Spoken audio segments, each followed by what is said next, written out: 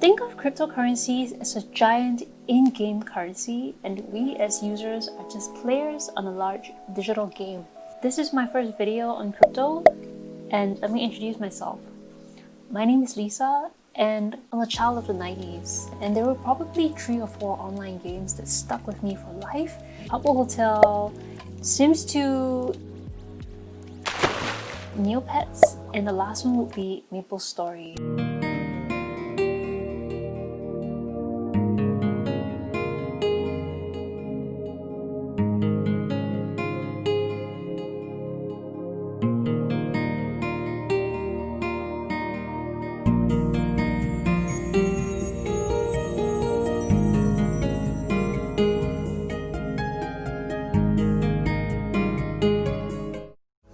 A large portion of Southeast Asian and Asian kids during that time would remember this game. We were the generation that witnessed the mass shift from analog to digital very early in our lives. At its peak, this game, about 05 to 07, boasted 92 million users worldwide. The premise of MapleStory is to choose a character class, hunt monsters, level up, acquire items, get more weapons, and get more cash. The currency of the game is known as mesos, where you hunt monsters and they drop the mesos. So you hunt to get money.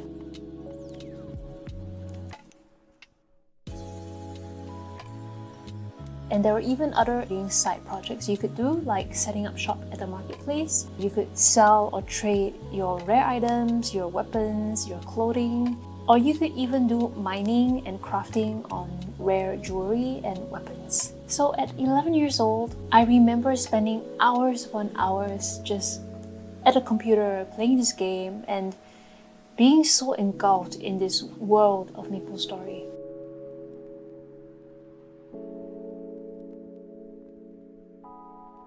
One very distinct part of the game that I remember was the cash shop. The cash shop was a place where players could purchase items that were not in the actual game itself. So very non-utilitarian things like pets, wings, and even cosmetics and hairstyles to enhance the gameplay.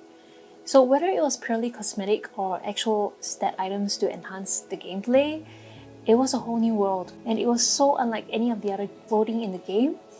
And there were glowing white angel wings, there were ethereal dragons, there were high-speed mounts, and even cute pets like doggies and kittens and monkeys.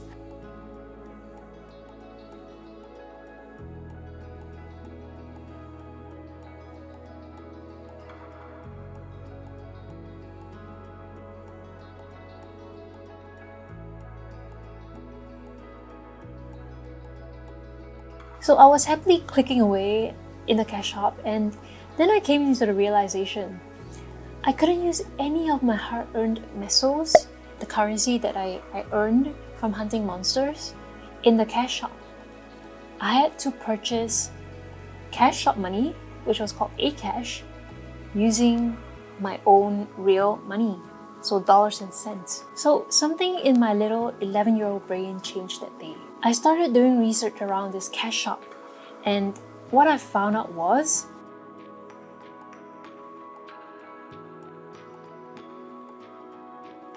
one, you had to purchase a gamer card either at a real-world convenience store like 7-Eleven or a comic book store or a gamer shop that has a secret code made up of a line of numbers at the back of the card, and you had to scratch it off. There was a silver box at the back of the card, like old lottery tickets, and you had to scratch it off to get a code. And that code, you would go home and enter this code into the cash shop to convert your money into A-cash.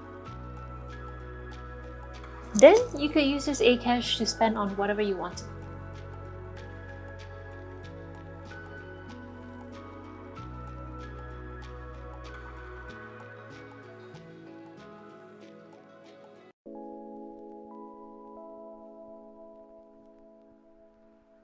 So in a way, MapleStory and its in-game currencies taught me a few things. I could hunt and earn in-game currency, and I could also convert my real-world money into game money Akash.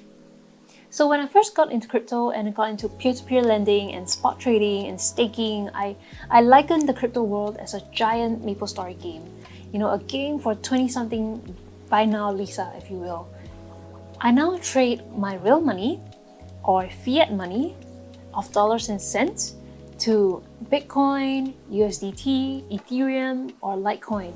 So instead of trading my real money into Akash, I now trade real money into all these different cryptocurrencies that is used within this crypto space, that is used within this digital world. And if you think about it, when the digital world was first set up in the 90s, during the 90s tech bubble, we had users communicating with each other across channels, across countries. If I was in Singapore and my friend is in Canada, we could still be talking to each other at the same time, just that we might be in a different time zone. So we were communicating beyond our physical space, and that was the digital world.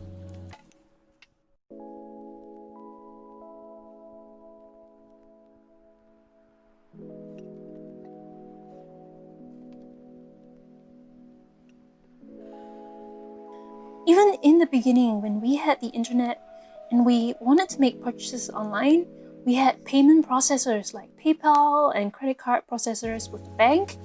And of course, now we have Stripe and TransferWise and all these other online payment processors. And these are all tied to third-party intermediaries or outside processors.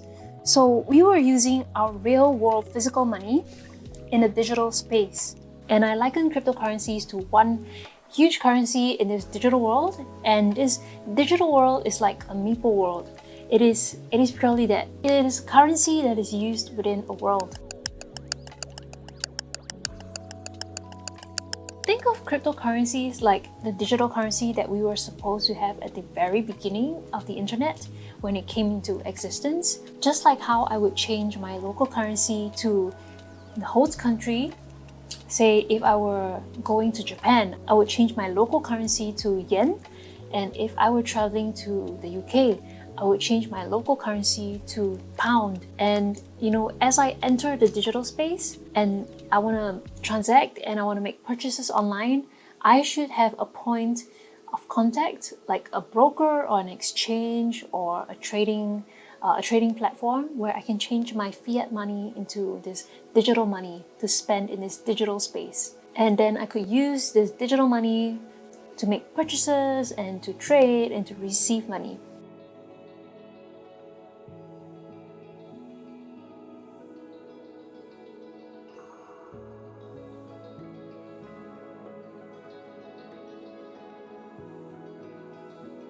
Of course, now with the increasing scarcity of BTC, I wouldn't want to use it to spend or transact, and it would be the equivalent of me going to a pizza place to get a pizza and me handing the cashier a gold bar, and it's just not something you do, and it's just not economical. Instead, what you want to do is buy it, hold it, and stake it.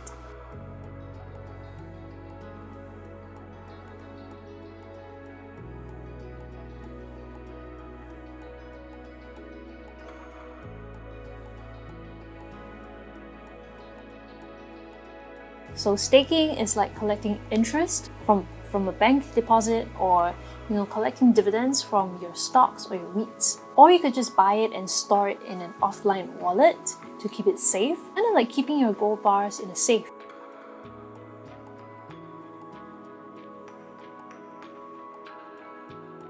I don't play MapleStory anymore, but delving into the world of cryptocurrencies sure got me thinking about the similarities between in-game currencies and cryptocurrencies. So this is a very simplified version of cryptocurrencies. If you want to get more in-depth into it, I will have more videos coming up. And I hope this video helps you in the understanding of the world of crypto for noobs. This is a very dumbed down version, a watered down version if you will. If you like this video, don't forget to give it a thumbs up, give it a like, hit that button, the subscribe button, and leave a comment if you have something to say, and I will see you in my next video. Bye!